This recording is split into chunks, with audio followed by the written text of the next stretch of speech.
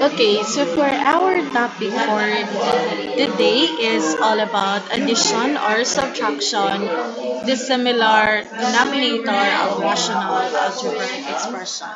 Last time we discussed about addition or subtraction of similar denominator, which means that pareha ang mga denominator. But today we will discuss about unsaon pag-add, unsaon pag-subtract if lahi ang atong mga denominators sa usa ka rational algebraic expression. So to add or subtract rational algebraic expressions with the similar denominators, una himuon is to first find their LCD or the least common denominator. Second, you need to rewrite them as expressions with similar denominators using their LCD. And next is, after that, you need to add or subtract them. So provided that the denominators are not equal to 0, because if ang ato denominator is equal to 0, then nahimo siyang undefined.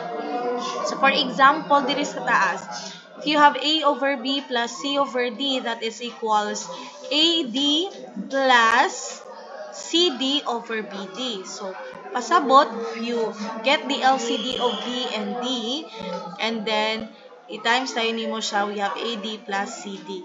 And if you have A over B minus C over D, that is just equal to AD minus CD over BD. Okay, to do that, let's have an example number 1. Okay. For example, number 1, perform the following operation and simplify if possible. Number 1, we have 1 over 2r plus 2 over 3s. So step 1, you need to find for the least common denominator. Unsay number, or if it has variables, number of variables that pwede ma-divide si 2r and si 3s. So pangitaw na to unsay common sa ilang duha, no? So 2r, that's 2 times r. Si 3s, that's 3 times s. If you can observe, wala tayong makita na common na common sa ilang duha. So ang ato himuon, we will multiply the 2. So we can use 2 times r and 3 times s, no?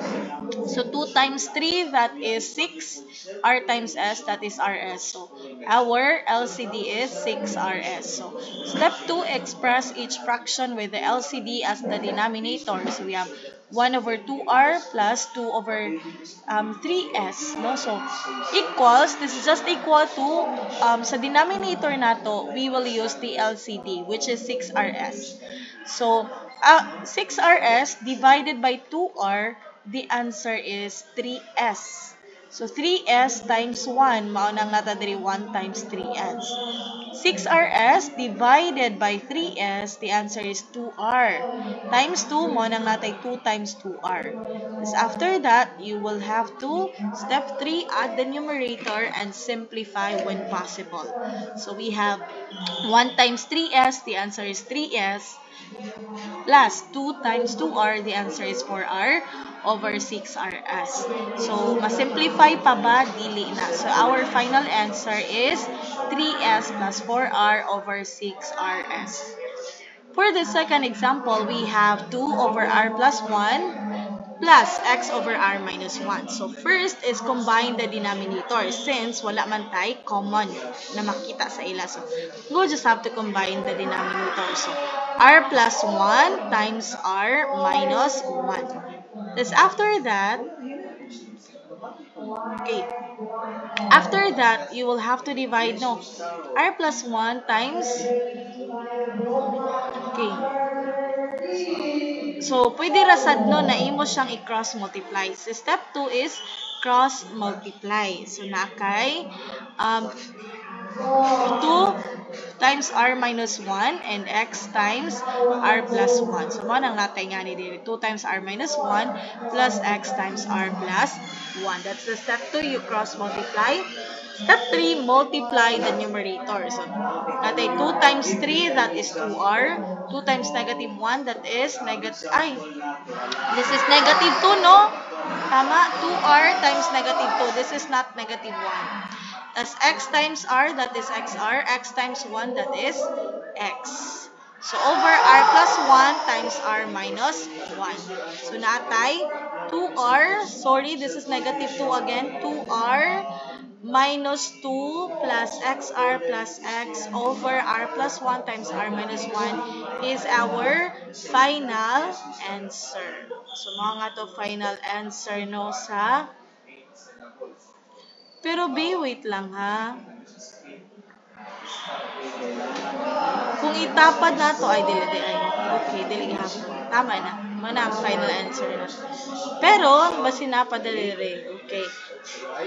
So note, you can only add or subtract if they have the same variables and if we have the same exponents regardless if their numerical coefficients. For the last one, we have number 3, 2x minus 4 over x squared minus 1 minus 3 over x plus 1. So first, we need to find for the LCD. And the LCD is x plus 1 times x minus 1. Step 2, rewrite each rational algebraic expression with LCD. So there is no need to rewrite no 2x minus 4 over x squared minus 1 since ang iyang denominator kay pwede ni ma-factor sa x squared minus 1 ng x plus 1 times x minus 1 which is our LCD. So sunod step 3, rewrite each rational algebraic expression with LCD. In the expression, 3 over x plus 1, multiply the numerator and denominator by x minus 1. So this is done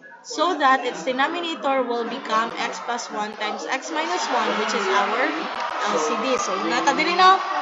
The LCD of this is x plus 1 times x minus 1. So, x plus 1 times x minus 1 divided by x squared minus 1. The answer is 1 times 2x minus 4. Sorry. Times 2x minus 4, that is 2x minus 4.